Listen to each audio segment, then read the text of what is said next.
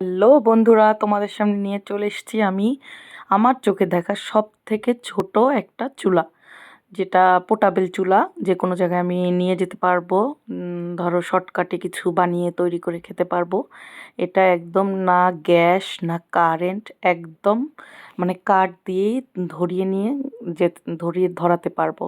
এই যে দেখতে থাকো, আমার হাজব্যান্ড এটাকে ঠিক করছে এখন। ও ইজিভাবে দেখাচ্ছে কিভাবে। মানে আমি কখনো দেখিনি এত ছোট চুলা। আমি স্টোভ দেখেছি ছোট, বাট তাও মানে তোমার একটু বড়, বাট এটা একদমই ছোট। ভিডিও শেষে দেখতে পারবে একদম। তোমাদের দাদা একদম সাইড করে দেখিয়ে দেবে।